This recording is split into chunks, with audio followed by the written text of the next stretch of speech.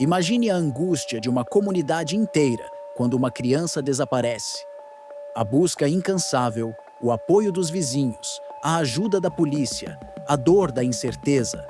Agora, imagine a surpresa e o choque quando se descobre que o maior responsável por esse desaparecimento não foi um estranho ou criminoso externo, mas justamente aqueles que deveriam proteger a criança. A criança estava no porta-mala do pai e da mãe, que desgraçada! Gente! Mano! Que raiva! Que raiva de uma desgraça de uma mãe dessa! Como é que tem coragem de fazer essa desgraça com uma criança, parça? Que horror! Gente do céu, que horror! Que raiva dessa desgraçada! Que raiva! Por pouco, os pais da criança não foram linchados pela população que cercou a casa dos suspeitos.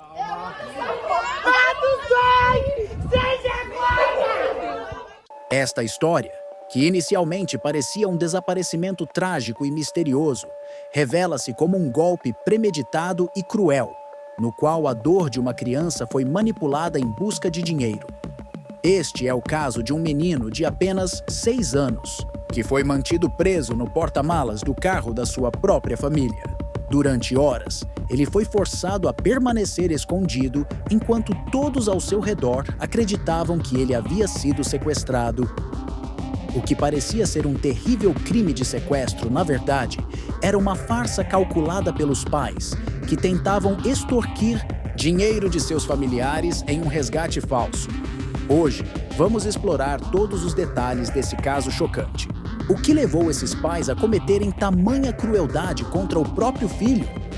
Como foi a reação da comunidade e da polícia? E talvez a pergunta mais perturbadora de todas: como isso foi possível em plena luz do dia, enquanto todos estavam envolvidos na busca desesperada pela criança? Fala, galera do True Crime! Antes de começar, convido você a se inscrever no canal, curtir, comentar e compartilhar para me ajudar a trazer mais casos criminais reais impactantes, que marcaram pessoas, cidades e até países. Dito isso, vamos para o nosso caso de hoje. O desaparecimento do menino. A mentira criada pelos pais. Era uma tarde comum em Jardinópolis, São Paulo, quando o garoto Fabrício, de apenas 6 anos, saiu da escola e desapareceu misteriosamente. A mãe, Maiara, e o pai, Fabrício, pareciam estar em estado de choque. Eles divulgaram imagens de câmeras de segurança, mostrando a criança caminhando pela calçada, aparentemente indo para casa. A história era simples. O menino teria desaparecido depois de sair da escola, e a mãe relatou que o havia visto indo para a padaria, mas ao retornar, ele não estava mais lá. O desaparecimento causou um grande alvoroço. Vizinhos e moradores se uniram às buscas, indo até os locais onde o menino poderia estar. Maiara parecia calma, com seu bebê de 8 meses no colo, participando ativamente da procura. Mas algo parecia estranho. A mãe, Maiara, contou à polícia e à imprensa que, ao chegar em casa e perceber que o filho não estava, ficou desesperada. Ela afirmou que foi até a padaria e, ao retornar, o menino já havia desaparecido. Em sua versão, ela alegou que um vizinho teria visto o garoto caminhando pela rua com um trenzinho, mas que não soubera do seu paradeiro. O fato de Maiara participar ativamente das buscas, sem demonstrar um desespero típico de uma mãe que perdeu um filho, já levantava suspeitas entre os moradores e autoridades locais. Durante as buscas, os policiais começaram a notar um comportamento suspeito. A mãe, Maiara, se negava a abrir o porta-malas do carro da família, onde, supostamente, ela teria que trocar a fralda do bebê. Quando a polícia insistiu, foi quando a verdade veio à tona. Dentro do porta-malas estava a criança de 6 anos, escondida em um estado de debilidade, depois de passar quase 12 horas ali. A criança, que deveria estar sendo procurada, estava literalmente escondida e mantida em cativeiro pelos próprios pais.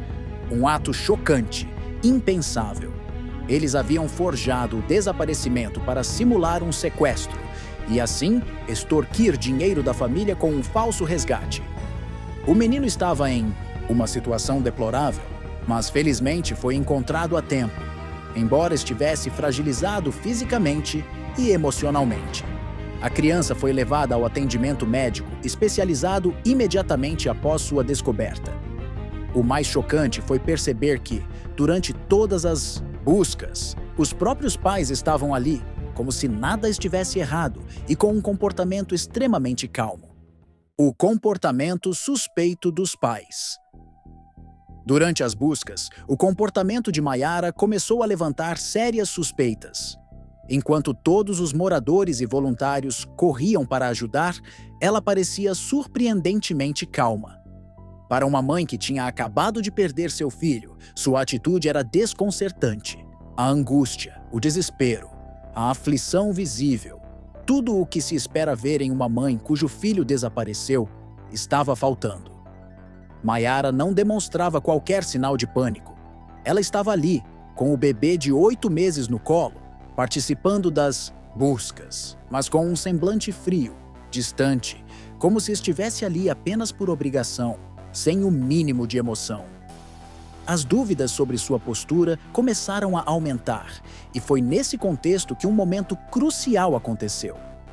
A polícia, já desconfiada, começou a questionar Mayara sobre o estado de seu bebê.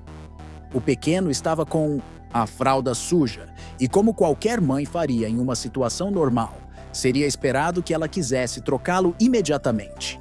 No entanto, quando os policiais sugeriram que ela abrisse o porta-malas do carro da família para realizar a troca, Mayara se recusou de maneira estranha. Ela foi enfática em dizer que não queria abrir o porta-malas, dando explicações vagas sobre o motivo. Ela alegou que não havia necessidade de trocar a fralda ali e que, em vez disso, preferia ir até a casa da mãe ou até mesmo esperar um pouco mais. Mas os policiais não acreditaram na justificativa. Afinal, uma mãe, em um momento de desespero, deveria estar disposta a fazer qualquer coisa para cuidar do filho. E mais importante, por que tanto receio em abrir o porta-malas, quando era simplesmente uma questão de trocar a fralda do bebê? A situação começou a se desenrolar de maneira ainda mais suspeita. Os policiais, já cientes da tensão crescente no caso, insistiram para que Mayara abrisse o porta-malas. A insistência da polícia fez com que a recusa de Mayara ficasse ainda mais intrigante. Afinal, o porta-malas do carro não poderia ser nada além de um local simples para uma troca de fraldas, certo? Mas o que ela estava tentando esconder? Os policiais, com a tensão no ar, não podiam deixar passar em branco esse comportamento evasivo.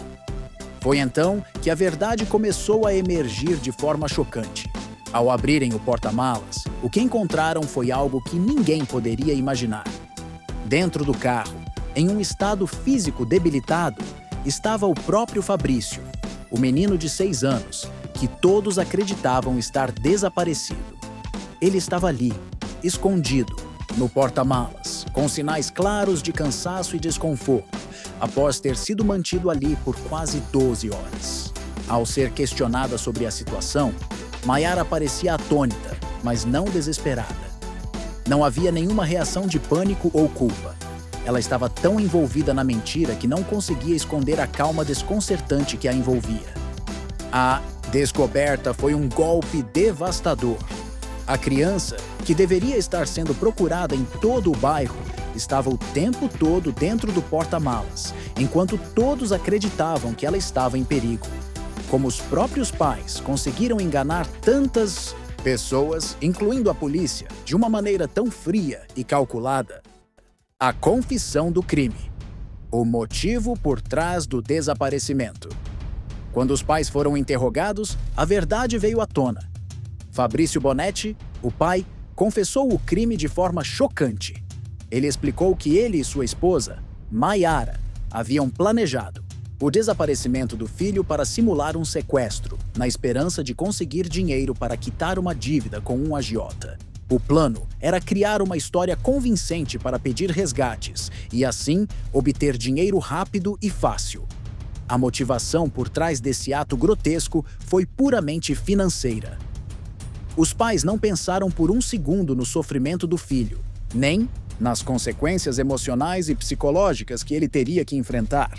O que começou como um simples plano para se livrar das dívidas transformou-se em um crime de grande impacto, não apenas na família, mas em toda a comunidade que ajudou nas buscas.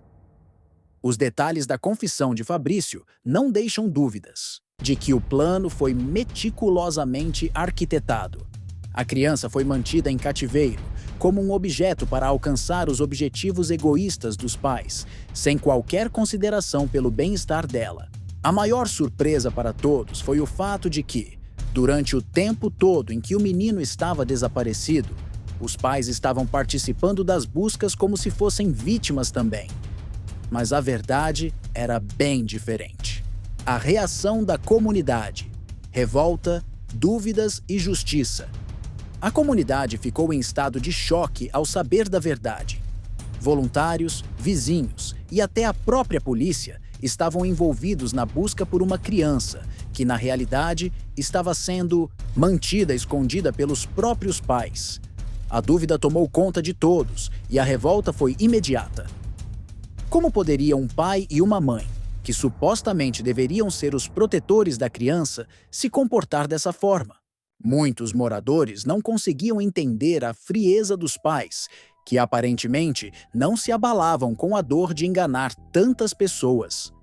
Alguns voluntários que haviam participado das buscas se manifestaram nas redes sociais, mostrando sua indignação com o comportamento do casal.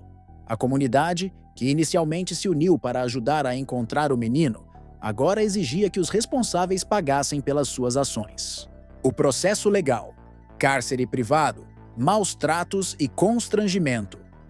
Após a confissão de Fabrício e Maiara, as autoridades começaram a dar andamento ao processo legal.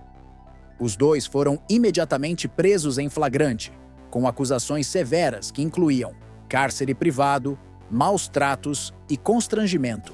O caso, que já chocava pela crueldade, se tornou ainda mais perturbador à medida que os detalhes surgiam, mostrando a frieza dos pais ao manipularem a dor de seu próprio filho para alcançar uma vantagem financeira. O crime de cárcere privado foi particularmente grave, pois envolveu a privação da liberdade de uma criança indefesa, que foi mantida em cativeiro, escondida no porta-malas do carro da família por quase 12 horas. Embora o menino não tenha sido fisicamente ferido gravemente, o trauma psicológico que ele sofreu era incalculável. Como pode uma criança de 6 anos compreender que os próprios pais estavam por trás de seu sofrimento? Esse é o impacto mais duradouro de um crime como esse. As cicatrizes emocionais que se formam na mente da vítima, que jamais desaparecem por completo. Os acusados foram levados a julgamento, onde suas motivações egoístas foram reveladas. Fabrício e Maiara alegaram que estavam endividados com um agiota e, por isso, tinham recorrido a esse plano de extorsão. Eles planejaram o desaparecimento do filho para simular um sequestro, com a esperança de arrecadar um resgate. O que mais causou indignação foi o fato de que eles tinham colocado a vida e o bem-estar do menino em segundo plano, sem qualquer remorso por suas ações.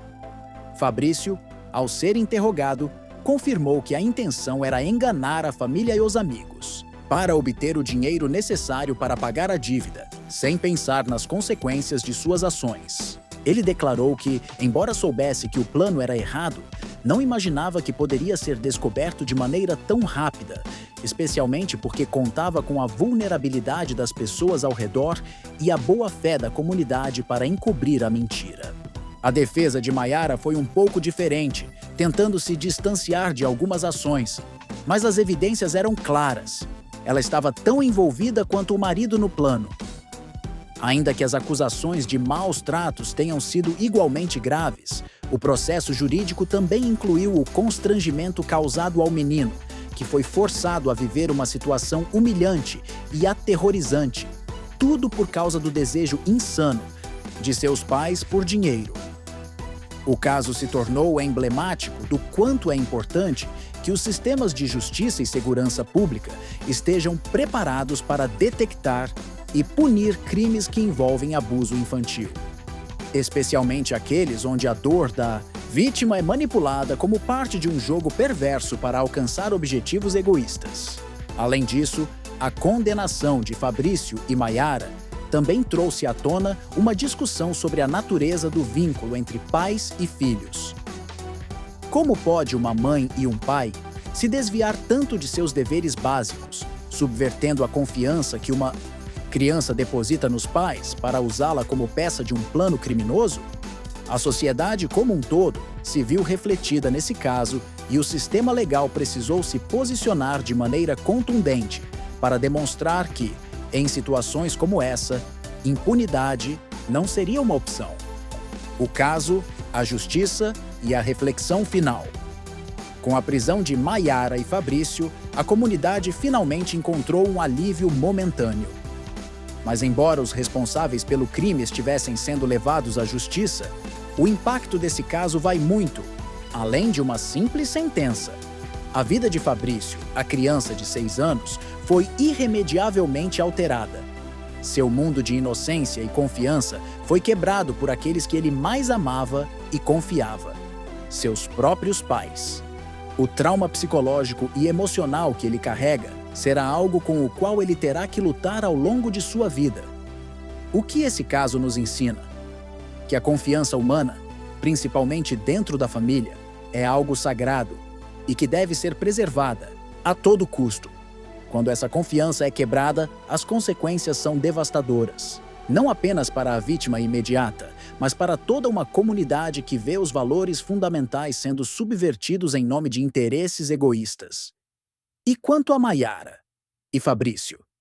Embora o sistema judicial tenha cumprido seu papel, muitos se perguntam: será que uma sentença de prisão será suficiente para reparar os danos causados? Ou será que a verdadeira justiça, nesse caso, só será alcançada quando a criança tiver a oportunidade de reconstruir sua vida, longe do trauma de ser manipulada como uma peça num jogo tão cruel?